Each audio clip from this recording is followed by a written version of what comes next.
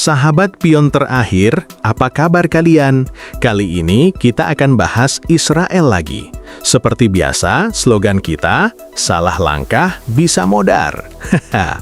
Ini adalah Israel. Sekarang, mari kita lihat sebuah lokasi yang sangat menarik di peta, tepat di sekitar sini. Anda bisa melihat lahan pertanian, komunitas kecil, dan lanskap berpasir yang umum ditemukan di seluruh Israel. Namun, di area ini, Israel sebenarnya sedang menjalankan proyek konstruksi besar-besaran. Mari kita lihat lebih dekat apa yang sedang terjadi. Pertama, terdengar ratusan ledakan. Israel menggunakan banyak bahan peledak di sini. Tim kemudian masuk untuk meratakan tanah dan memasang pagar logam besar. Di beberapa bagian, logam digantikan oleh beton dengan dinding yang menjulang tinggi sekitar 6 hingga 9 meter. Jadi apa ini? Apakah ini situs militer supersensitif yang ingin diperkuat? Ternyata bukan. Israel sedang melakukan sesuatu yang jauh lebih besar. Faktanya, ada puluhan lokasi seperti ini di sepanjang perbatasan timur dengan Yordania, dan pembangunan sedang berlangsung di semuanya. Mengapa?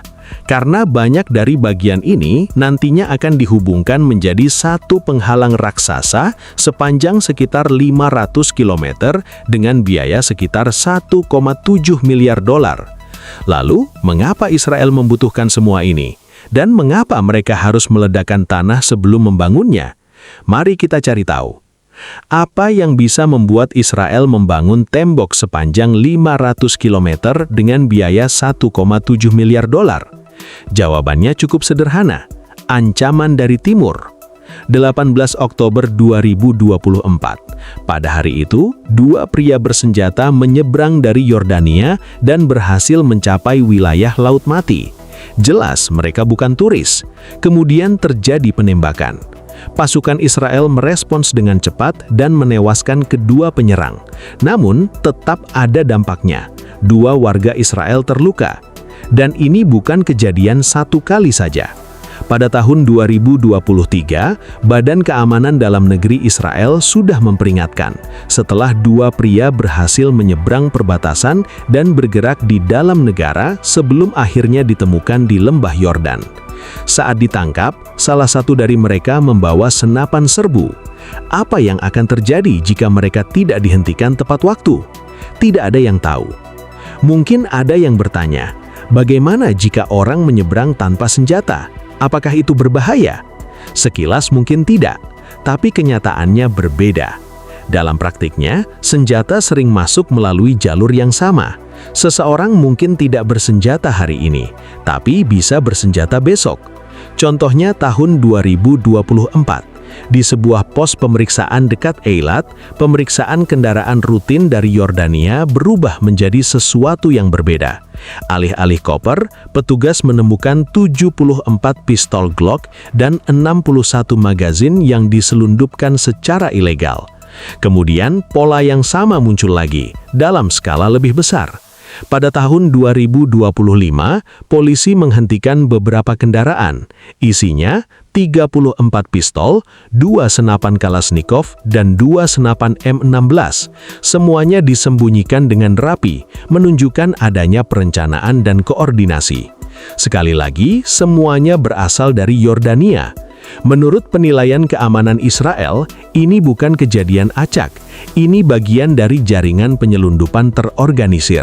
Seseorang telah mempelajari rute, celah, dan pola penjagaan di perbatasan dengan Yordania. Senjata-senjata ini perlahan masuk ke Israel dan tepi barat dan bisa jatuh ke tangan orang dengan niat yang beragam. Namun, itu bukan satu-satunya masalah. Selain senjata, ada juga barang lain yang masuk, seperti narkoba. Barang-barang ini diselundupkan melalui jalur rahasia yang sama, seringkali nyaris tanpa terdeteksi. Skalanya cukup mengejutkan. Dalam satu kasus di lembah Yordan, ditemukan sekitar 150 kg narkoba yang disembunyikan dekat perbatasan, hampir siap didistribusikan. Menurut pejabat keamanan, upaya seperti ini terjadi secara rutin.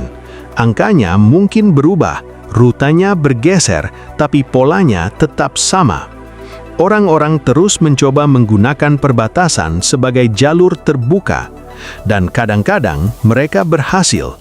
Lalu muncul pertanyaan, mengapa Israel tidak menekan Yordania saja? Jawabannya tidak sesederhana itu. Dalam banyak kasus, Yordania hanyalah jalur transit, bukan sumber utama. Jika melihat peta, hal ini masuk akal. Perbatasan Yordania sangat panjang dan sulit diawasi sepenuhnya. Di sebelahnya ada Suriah yang masih menjadi pusat produksi narkoba dalam skala besar. Masalahnya menjadi lebih kompleks ketika menyangkut senjata dan manusia. Disinilah Iran berperan.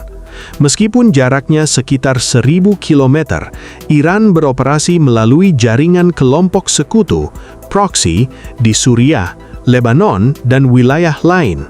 Dari sana sumber daya dikumpulkan, termasuk senjata dan personel. Pergerakan kemudian dilakukan secara bertahap melalui Yordania menuju perbatasan Israel. Karena itulah, Israel merasa perlu memperkuat perbatasan timurnya. Pada 2025-2026,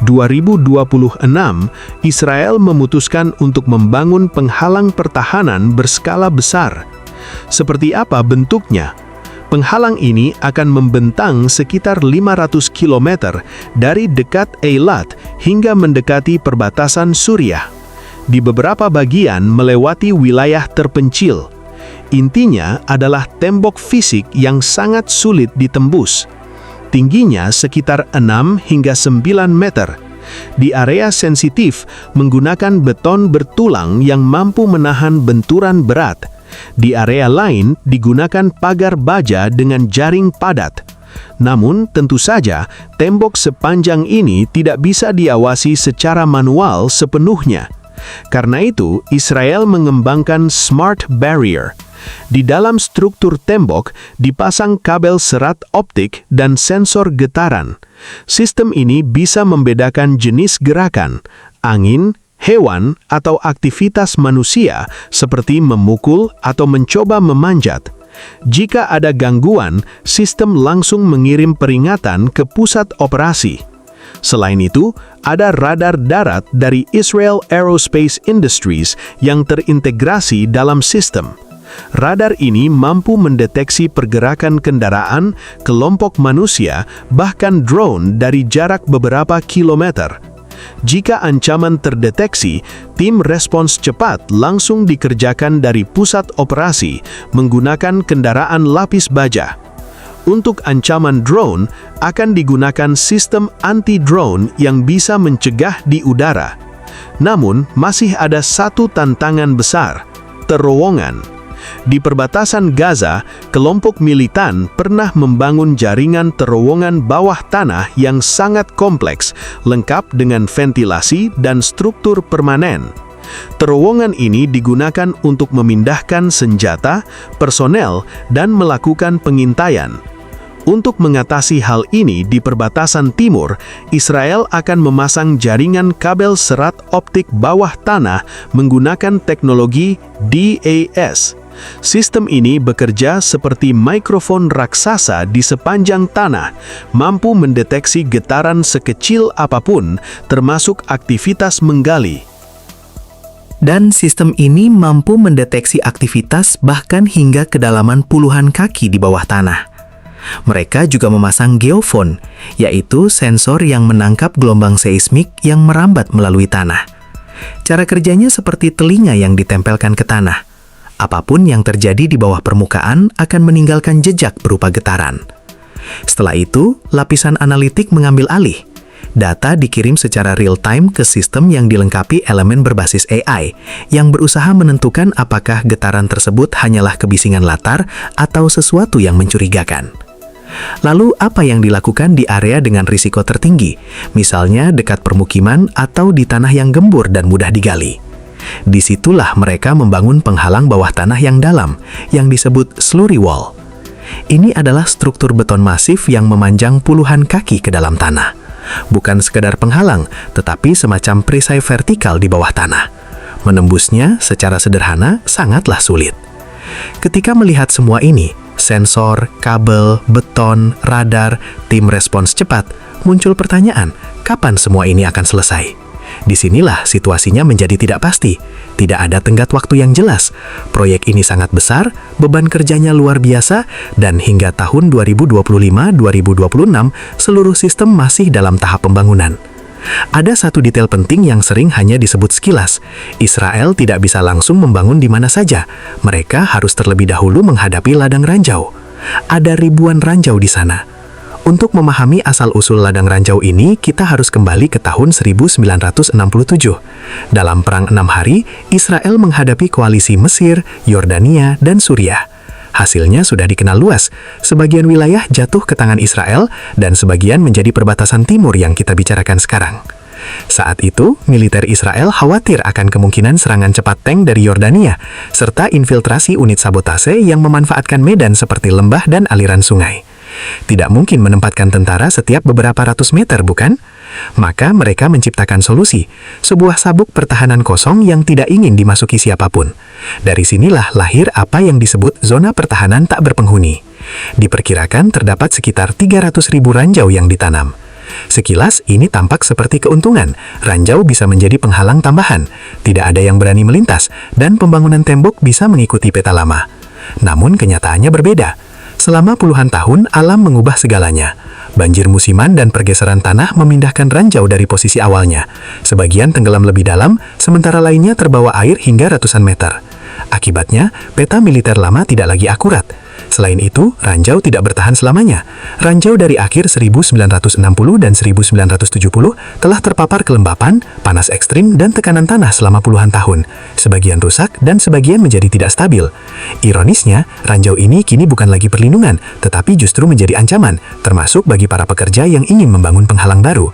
Bahkan pergerakan alat berat yang hati-hati pun bisa memicu ledakan. Jadi, masalah ini sangat serius. Seberapa berhasil Israel membersihkan ladang ranjau ini? Jawabannya, ada kemajuan, tetapi masih jauh dari selesai. Israel memiliki badan khusus yang mengkoordinasikan pembersihan ranjau dan memantau wilayah berbahaya. Dalam beberapa tahun terakhir, puluhan ribu ranjau telah dinetralisir di lembah Yordan, Arafah, dekat Ilat, dan wilayah lainnya.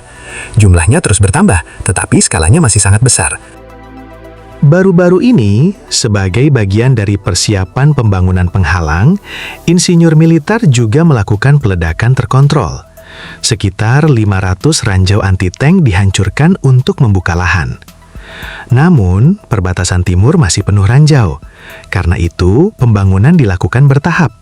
Tanah dibersihkan terlebih dahulu, baru kemudian konstruksi dimulai. Dan jelas, proyek ini tidak akan selesai dalam waktu dekat.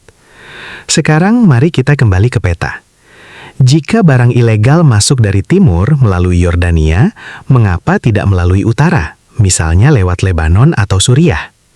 Masalahnya, jalur tersebut jauh lebih berbahaya. Situasi dengan Lebanon saat ini sangat tegang. Sejak awal Maret 2026, kedua pihak terlibat konflik serius, bukan sekadar bentrokan kecil, tetapi konflik berkepanjangan dengan roket, serangan udara, dan operasi darat. Banyak pihak terlibat, baik tentara maupun kelompok bersenjata.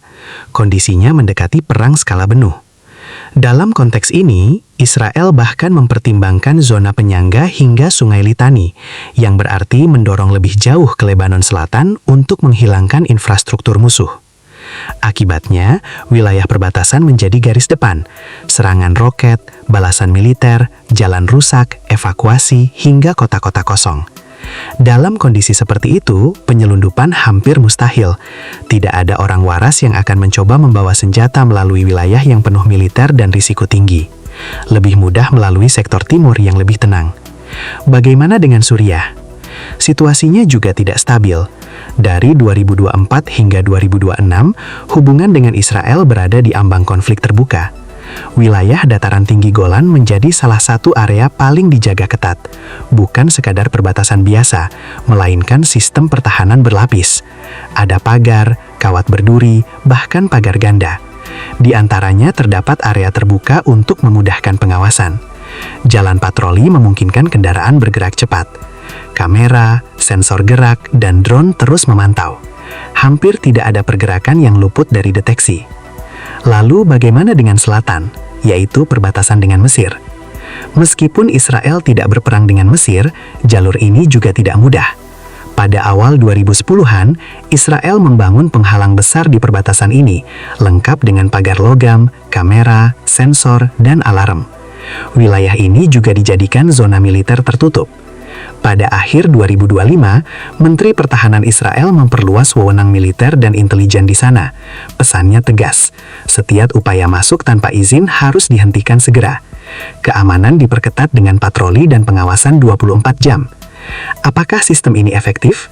Dari kejadian terbaru, tampaknya cukup efektif.